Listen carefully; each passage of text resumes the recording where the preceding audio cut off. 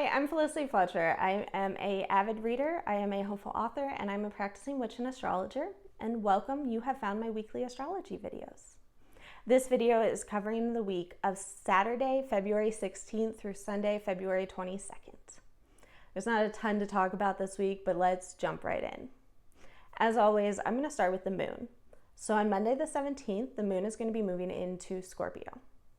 Scorpio moon is all about intensity. We're talking intense passion, intense emotion, intense reaction. When working with other people, be prepared for that intensity, especially if you're working on a project or discussing something that the other person might be more passionate about. They may have very, very big reactions and very big emotions. And also be prepared that if you are dealing with someone who's not as passionate about something as you are, that you're probably going to hit some of the same things. You're going to feel these quick reactions, these big reactions. It's okay. One thing that we can do with this energy is we can use it to dig deep within ourselves. Scorpio is all about the deepest recesses of ourselves. This time is a time that we can uncover our passions. If you are in a crossroad in life, you're not sure which way to go, you're not sure exactly what you want to do, this is a really good time to dig deep. Ask yourself hard questions.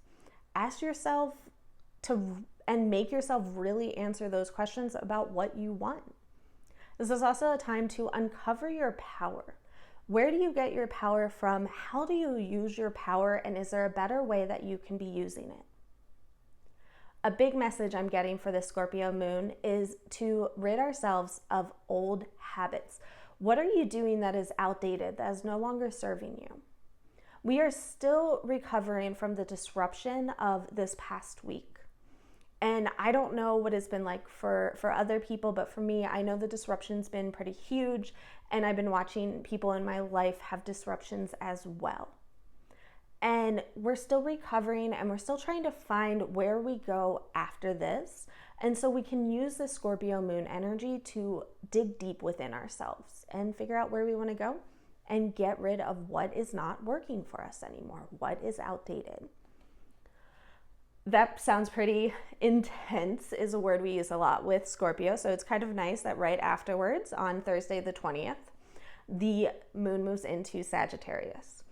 Sagittarius is more upbeat, it's more optimistic. We do like to seek out the truth while the moon is in Sagittarius. Sagittarius is all about like learning and exploring and going and discovering new things.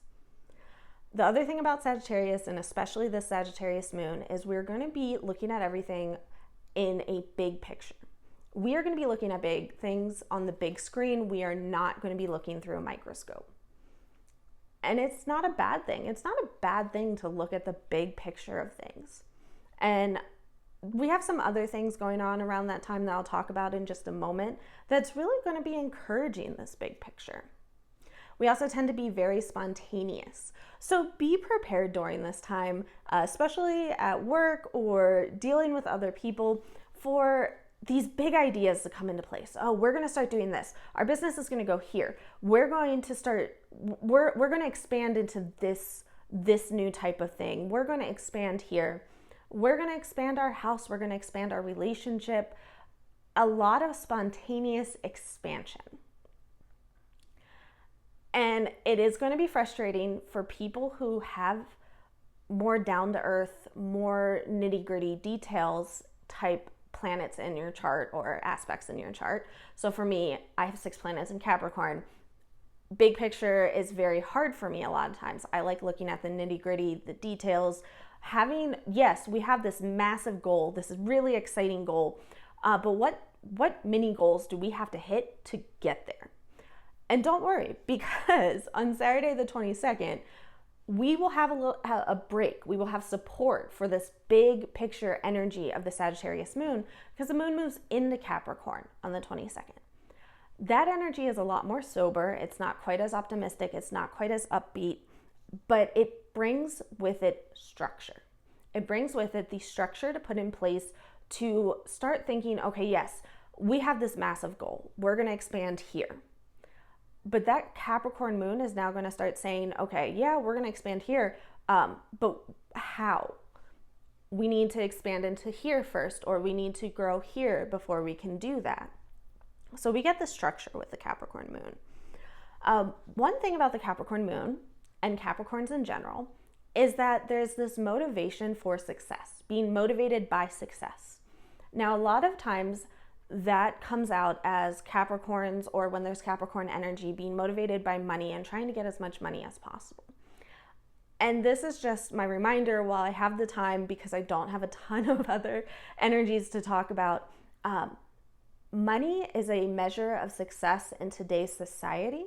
So that is why Capricorns and Capricorn energy comes out as being very money motivated. Capricorns are not money motivated. And in fact, Capricorn is one of the most generous energies out there, because Capricorn doesn't need, like, if they don't need the money to grow or whatever, they're willing to give it up. They're willing to help other people. They are motivated by success. And the reason why they're considered so money motivated is in today's society, money is the measure of success.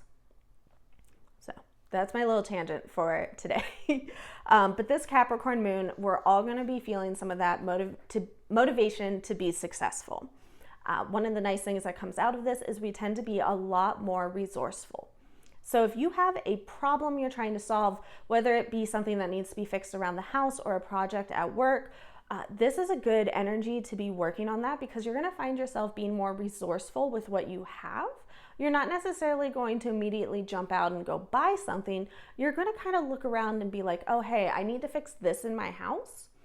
I have this. I bet I can use it. So this is a really good time to work on projects like that, because we are very resourceful.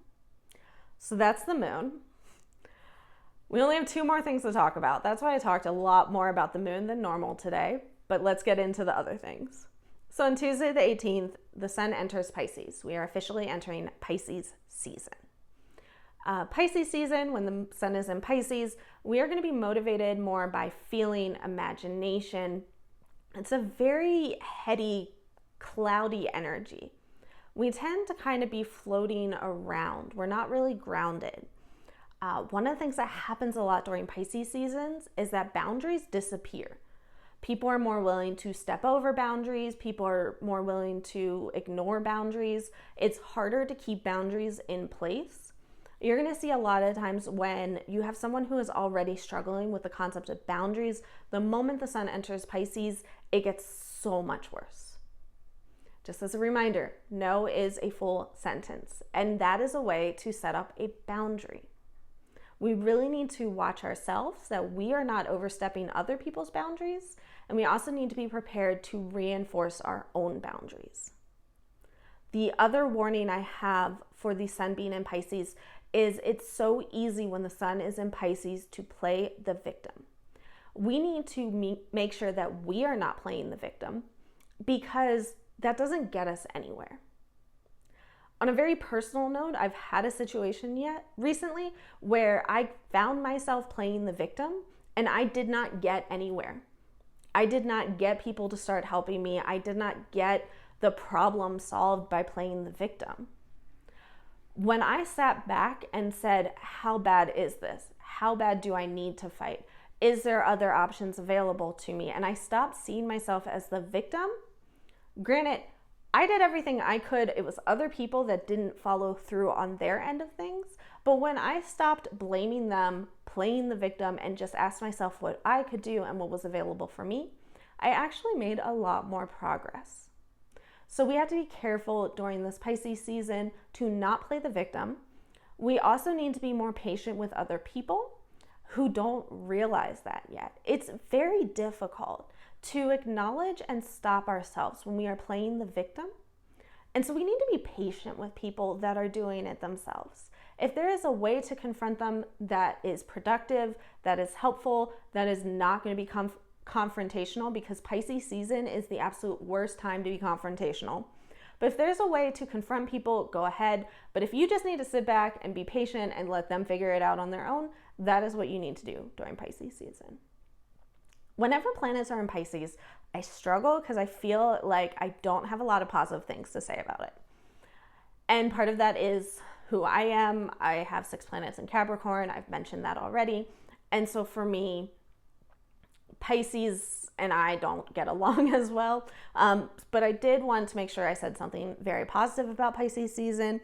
And that is that it is so much easier to be relaxed and unbothered. It is so easy during Pisces season to be able to sit back and relax. This is a time to recover. This is a time to say, you know what? It's not the end of the world. It may feel like it right now, but it is not the end of the world. Relax. All right, final thing to talk about. On Thursday, the 20th, we have Mercury square Jupiter. Along with the Sagittarius moon, these are both very supportive of each other. And so this is very optimistic, very upbeat. And again, we're going to be looking at things in a very broad scope, big picture. This is a really good time for making broad plans. Like I am talking about, if you're my mom, because I know my mom watches this. Hi, Mom. This is the time to sit down and start thinking about what retirement looks like. For other people, this is what your future looks like. This is what your career looks like. This is what your home life looks like. This is the time to look and make plans in a very broad scope. What do you want things to look like in 5 years? And it doesn't matter if you don't know how you would get there. This is the time to think about what you want it to look like. In our day-to-day, we need to think about the smaller details, and that's hard during this energy. It's very easy to make broad plans, to really look towards the future, to be optimistic about things. It's also very easy for things to slip through the cracks right now. So we do need to take some extra time and focus on the day-to-day details so that we don't have a ton to clean up after this energy. So again, great to look, broad, optimistic. Let's see what the future holds. What do we want the future to hold? But take extra time on Thursday to make sure that you are paying attention, that you are still grounded in each day, and that you are not letting things slip through the cracks. That is it for this week. Thank you so much for watching my videos. If you do, please let me know. You can comment, you can like, you can even subscribe. And you can also come back next week because I'll be here next week. I'll see you then. Bye.